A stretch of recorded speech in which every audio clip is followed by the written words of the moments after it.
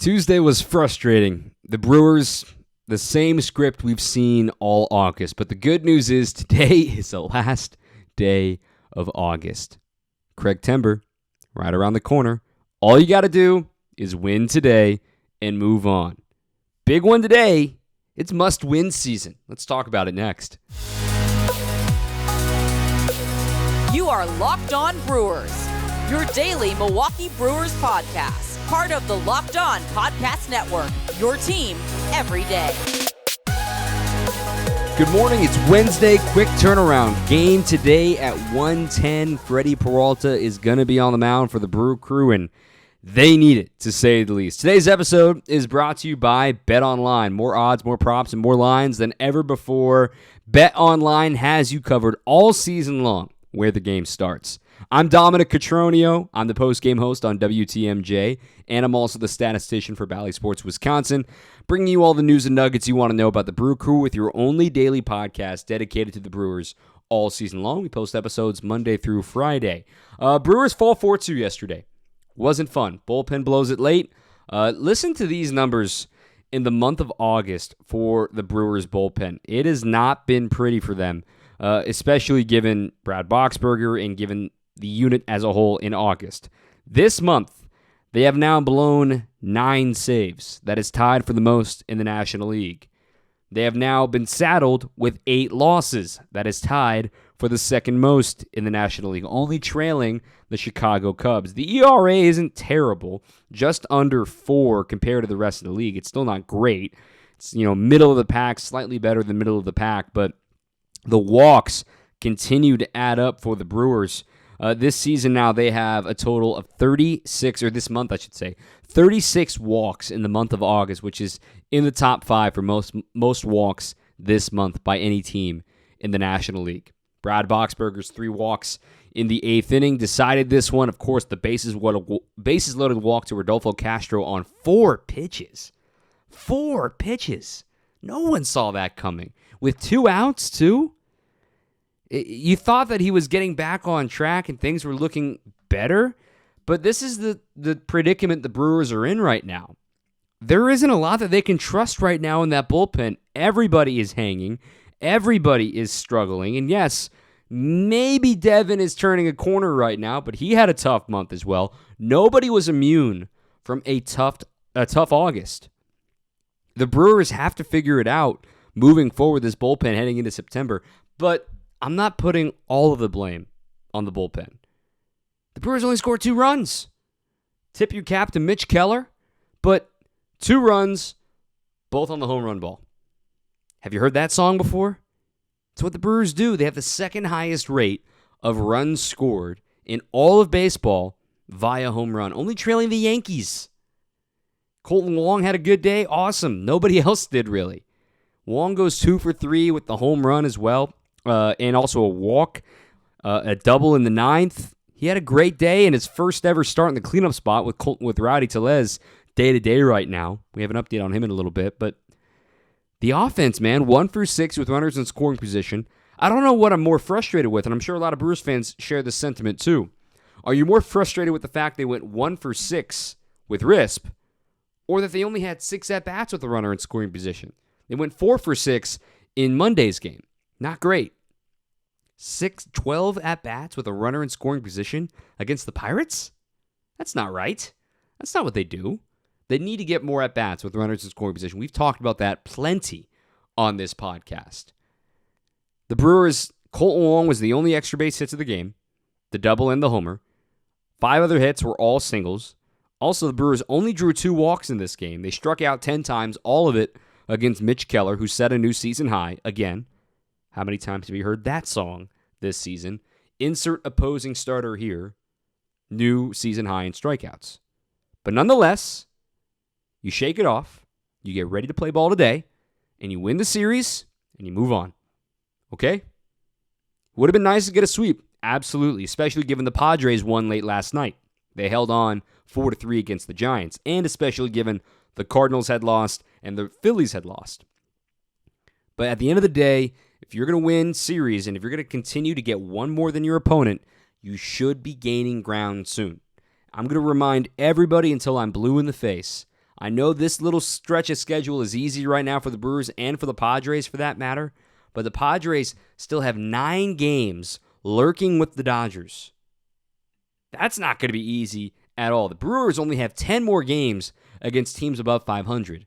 Granted, the Diamondbacks this weekend are looking like a real test coming up starting tomorrow. We're going to talk about the D-backs here in a second too, but the Padres, their schedule, they're in a rut of it right now as far as the ease, with the Giants finishing up this 3-game series. But next, they go 3 games in Los Angeles, 3 games at home for Arizona, 3 games at home for the Dodgers. They go to Seattle, to Arizona, back home for St. Louis, to Colorado, home for Los Angeles. And then the schedule eases up with the White Sox and the Giants. Their stretch is coming. Their day of reckoning is coming. It's not over yet. It's frustrating to lose to the Pirates, and they've now lost 6 of their last 7 to Pittsburgh. Nobody saw that coming, just like what the Brewers did against the Cubs. The Brewers are going to end up, if they lose today, the Brewers are going to end up going 500 against the Cubs and the Pirates. What? Yeah.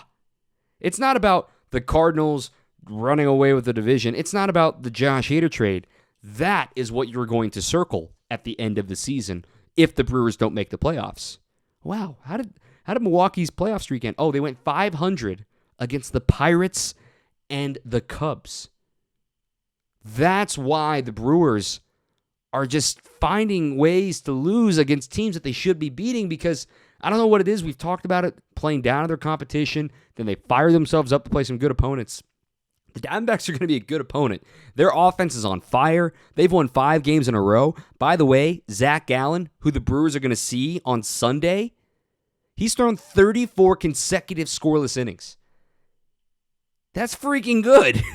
You're going to see the best cutter that isn't Corbin Burns on Sunday against the Diamondbacks. You're also going to see Merrill Kelly, who's maybe also one of the most underrated pitchers in the National League. You'll see him over the weekend. You do get a breather with Madison Bumgarner coming up tomorrow, most likely, and he's been really scuffling as of late. But the Brewers, they're going to have their work cut out for them against the Diamondbacks this weekend, but you're not going to overlook what the Pirates have going against you here today. We don't know the starter yet, at least at the time of the recording, but we're going to look at yesterday's game, the failures of it, what went wrong, and get you ready for this finale, which, in my opinion, is must-win territory. But first, let's take a second to tell you about our presenting sponsor, BetOnline.net, your number one source for all your pro and college football betting needs and sports information all season long. You can find all the latest league developments. Obviously, cut day was yesterday, game matchups, news, podcasts, your continued source for all your sports wagering information, including live betting, esports, scores, and more. Right now, they have the over-under win total for the Brewers at 89.5. 21 wins in the final 34 games? That's a bold strategy. I wonder if anyone's going to put any action on that. Well, you can go to the website today or use your phone to learn more about the trends and get in on the action at BetOnline, where the game starts. Brewers fall 4-2, and as we just said, Kolten Wong the only supply of offense in this game for the Brewers. But on a positive note, Jason Alexander, hat tip, man, hasn't started a big league game in over 2 months. Last started in the minor leagues at the beginning of this month. And on a spot start, hasn't thrown more than 80 pitches, or more than 60 pitches recently in more than 4 weeks. Comes out, 5 strong innings, just 1 walk, 6 strikeouts, a new career high, 10 whiffs. The changeup was dynamite yesterday. That was great to see from Alexander. And Craig Counsell agreed so much that Alexander is going to make another start in the rotation. So when you look ahead for the Brewers, what are they going to try to figure out with their rotation? How are they going to fold Hauser back in if they even want to, given he's in the bullpen? We haven't seen him pitch yet out of the bullpen. Maybe we'll see him today against the Pirates. Freddie Peralta gets the start today, though, so they could really use some length out of Freddie. When you look ahead, the Brewers' likely starters against the Diamondbacks will be Brandon Woodruff tomorrow, Eric Lauer on Friday, Corbin Burns on Saturday, and then TBD on Sunday. Do you put Jason Alexander on Sunday? Do you put Adrian Hauser on Sunday? Do you put somebody called up? Because you have a doubleheader coming up next week, too, a week from tomorrow. Keep that in mind. There's a lot to decide here, because then you go to Colorado, and you know Burns is going to miss Colorado. Woodruff is probably going to face Colorado, and Lauer is probably going to face Colorado. Who's going to get that Sunday, Monday is what the Brewers need to figure out heading into the doubleheader coming up on Thursday. But Jason Alexander will be getting another start. He pitched well, and if you want to be a Debbie Downer and say, oh, it's the Pirates, what are you supposed to do? Psst. Sorry, man, they're big leaguers on the other side, too. I'm very happy what Jason Alexander did, kept the Brewers in this game. He needed that. The Brewers needed that. Great job out of him. Hobie Milner got back on track. A scoreless inning. He allowed a walk, but had a pair of strikeouts. Got the job done in his innings, but once again, the Brewers cannot figure out O'Neal Cruz. So 2 more hits in yesterday's game. 2 more runs batted in. All 3 of his hits in this series have produced runs.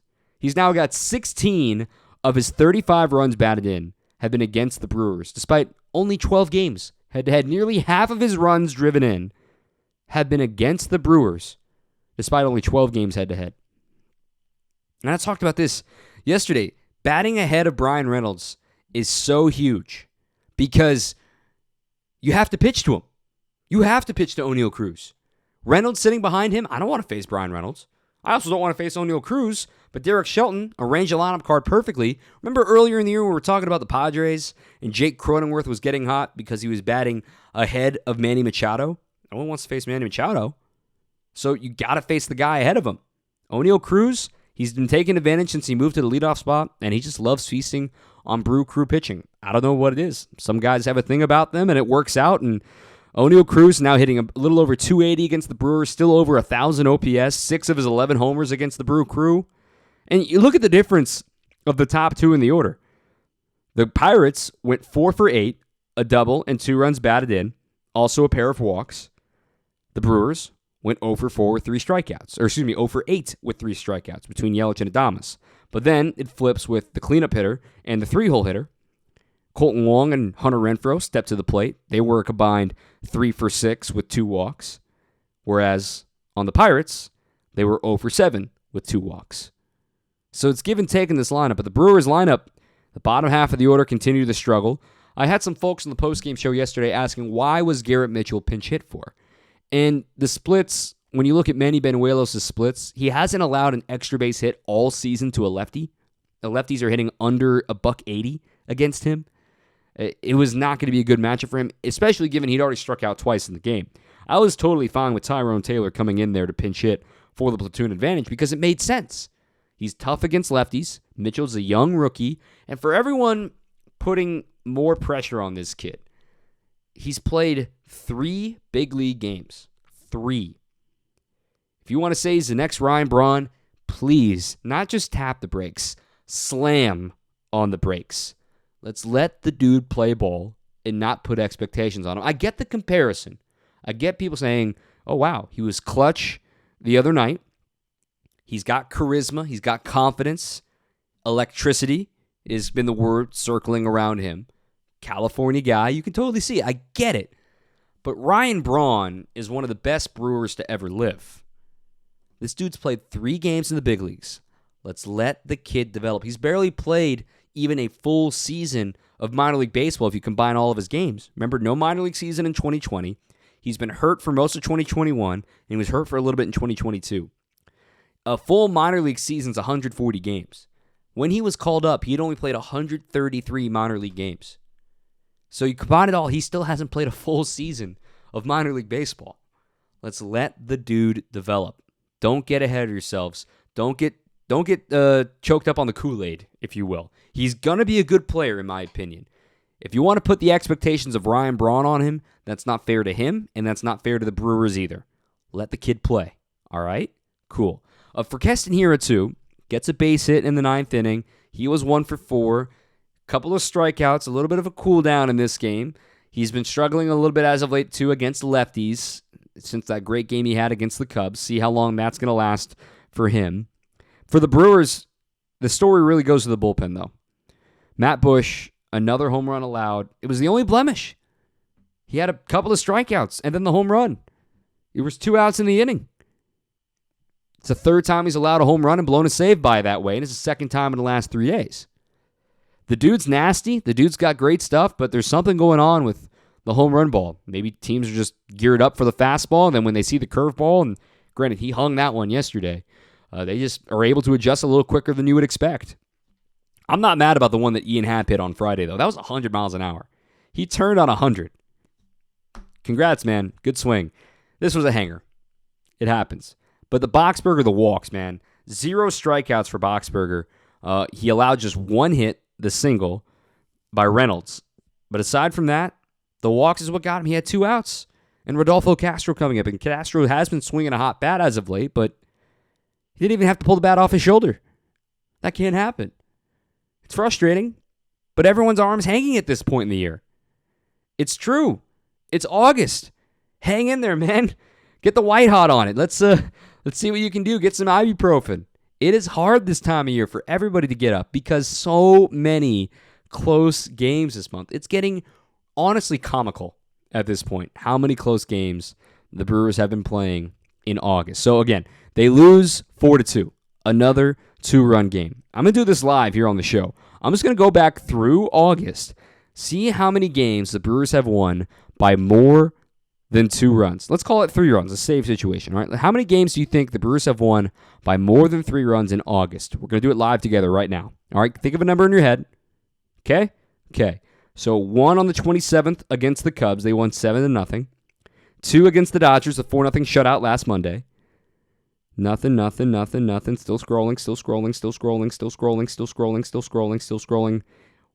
5-1 win over the Reds on August 5th, so that's 3, and that's it. 3 wins by more than 3 runs all month long. They're going to have a losing record in August. They're 11-15 now. The best they can do is 12-15. It's kind of shocking to see what the Brewers have done since that record start. Under 500 in August, under 500 in June, barely over 500 in July. That was thanks to the great second half start that the Brewers had when they won 7 of 8 coming out of the break. They need some inspiration right now, man. They need a spark. It could be Garrett Mitchell. It could be the pitchers. It could be expanding the roster coming up tomorrow. Keep that in mind. But they need some juice. Every single game has been tight, close, and quite frankly, stressful. It's going to add up on you. These guys are human, man. It is a hard game. Everyone in that bullpen has been asked to preserve leads in just about every single game they've played with razor-thin margins. That catches up to you after a while. It's twofold. The offense struggling to get more runs on the board, and 2, the bullpen having to be used so much. They're just running out of gas, in my opinion. What's going to be the spark that gets them going again? Let's talk about today. Let's talk about the Diamondbacks coming up here. There's no rollover coming up here on Locked On Brewers. Pirates TBA at the time of recording, which, no surprise, this is what the Pirates do. Sometimes their lineup card isn't out until 10 minutes before first pitch. That's happened this year. But the Brewers have Freddie Peralta on the mound. Freddie, we're looking to you, man. This is a day that they need some length out of Freddie. His last 2 starts against the Cubs, both went 6 innings, of course. He's riding 6 no-hit innings against the Cubs from Friday into this one, so some good momentum for him. But for Freddie, he's going to probably throw more than 82 pitches, I would hope. But you figure, Craig Counsell, as long as the stressful innings get down, this is where it gets really important for the Brewers to score some runs early, to give him the chance to run downhill, to pitch downhill. What I mean by that, if the Brewers can get out to a 2-0 lead, a 3-0 lead in the first 3 innings of this game, it can let Freddie roll a little bit. If he has a walk, so be it. Up 3-0, totally fine. Or better yet, just get as many runs as he can and really let him dominate and demoralize the other team. He had 6 shutout innings earlier this year against the Pirates back in April, and he made his return off the injured list against these Pirates at the start of this month. So it's fitting that he's going to close out August. He's been great. Sub-3 ERA in August since coming off the IL. Not as many strikeouts. We are going to keep a microscopic eye on his velocity here today, making sure that after those 89s and 91s that we saw last week against the Cubs aren't sticking around.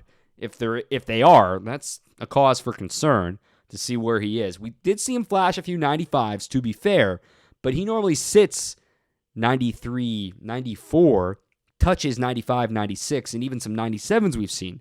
But on Friday, he was more 89 to 91, touching 94, 95. That concerns me a little bit. Let's hope that doesn't stick around for too long here for Freddie Peralta. As Craig Counsell said after that game on Friday, they need to have Freddie for 8 more starts, and that's the plan moving forward.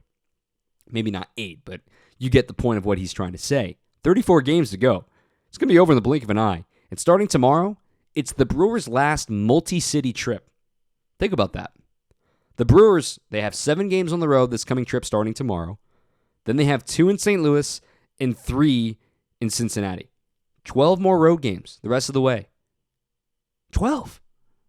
This is what that tough May and June were for. All those road games, those 3 consecutive 3-city road trips. This is where you get that pay dirt. This is where you paid it forward, if you will. And now you're receiving that payment.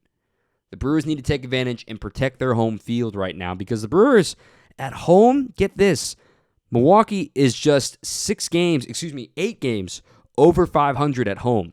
That's where all of their advantage is. They're 68 and 60. They're a 500 club on the road. And quite frankly, being 500 on the road, that's really all you ask. The Brewers were a historic road team last season and more of a slightly above average home team last year. This year, they've been barely above average home team and expect exactly what you expect road team. They need to make sure they protect home field coming up.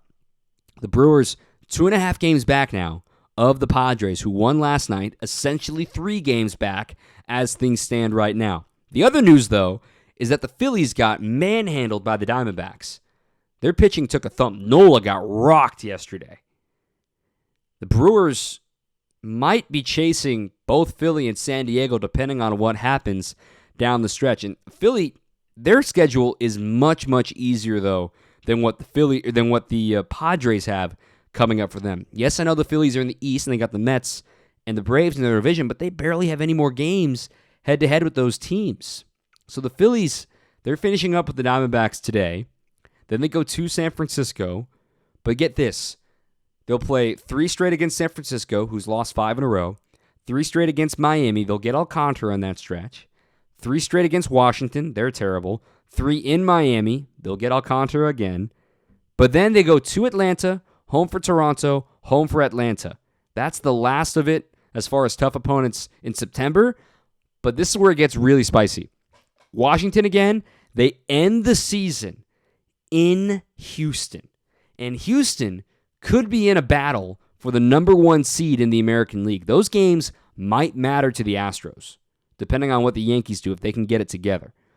The Astros are up 4 games right now on New York, and they have the tiebreaker. So keep that in mind. This is still going to come down to the final week, in my opinion. It is too close to call. There is a month left to figure things out. Looking ahead to the Diamondbacks tomorrow, they're on fire. They've won 5 games in a row. They've called up their young hotshots. They are rolling. They just exercised the option on their manager, Torey Lovullo. They've got a really exciting young core waiting for the Brewers to show what they can do against them. They're probably the most deceiving under 500 team in all of baseball. They're 61 and 67, and the Brewers get 4 against them at their place. And remember, they end the year with the Diamondbacks here at American Family Field. You're not done with these guys. It's kind of shocking that you're seeing an opponent for the first time this late in the season. It's not going to be a rollover. Corbin Carroll was just called up the other day. Alec Thomas is going to be a stud. Dalton Varsho, the former Milwaukee Panther, he's going to be a stud. And still is a stud. Christian Walker, we've talked about him. Josh Rojas, Emmanuel Rivera. They're a good team, man, and you're going to see the brunt of their rotation. You are going to see mostly the A side of their rotation. We mentioned Zach Gallen going on Sunday. The way things project out right now is that tomorrow you're probably going to see Merrill Kelly, who's been nasty all year long. You'll see old friend Zach Davies on Friday, Madison Bumgarner on Saturday, and then Gallen on Sunday. You do get to miss the rookie Tommy Henry, but the way you're going to get to these guys is you're probably going to have to win a slugfest. And we know how the Brewers fare in slugfests. Not great. Where is the adjustment going to come? Are they going to calm down the Diamondbacks' bats, or are they going to keep up with them? Because they are white hot right now. It will be very, very difficult, despite them being a team that's 6 games under 500, It's partly because they play in one of the hardest divisions in baseball. Of course, the National League West. Do not underestimate either today's opponent or the upcoming opponents. And then, of course, Coors Field's always tough to play in coming up against the Rockies Monday through Wednesday. This is it. Today is a must-win game. Must win. The season's not over if they lose it, but it makes it just a little more steeper. Imagine you're walking on a treadmill and you're incline, right? You're on the 15% incline, and you need to get to point B in so many minutes. Every loss will make that incline a little bit higher. More like maybe a loss will make it to 18%, then another loss will make it to 22%. But every win just moves it down just barely. A win today would probably put it down to like 14%. Then another win, if you stack wins, stack a series win, all of a sudden it might be down to 12% before you know it. Then series win against the Rockies, it's down to 10%. You're feeling a lot better. Doubleheader sweep, cool, it's down to 9%. And then boom, the Reds come to town, try to sweep those guys, and then you're starting to run downhill. You're getting closer down to that 0%, getting closer to feeling better, getting close, and then you got that gauntlet waiting with the Cardinals, Yankees, and Mets. It's laid out in front of them. You don't need to tell it to you again. This is what the Brewers have to do. They just need to win, and they need to win series. All right? Let's have some fun. Brewers play at 1:10 today, so maybe even by the time you're listening to this, they're already underway. No Brewers extra innings tomorrow. It's a day game on a weekday, but we will be doing the show live from the Valley of the Sun. I'll be going to Chase Field this weekend, so holler at you from Chase Field. That will be a ton of fun this weekend to head back home for me. And 2 hours behind their Pacific time zone, so keep that in mind as the Brewers get ready to go back to the Western time zone one more time to get ready to take on the Diamondbacks. 8:40 first pitch tomorrow night for D-backs Brewers. All right, that's it. Follow us on Twitter at Locked On Brewers. Follow myself at Dom_Catronio. Until next time, keep on swinging. You are Locked On Brewers, your daily Milwaukee Brewers podcast. Part of the Locked On Podcast Network, your team every day.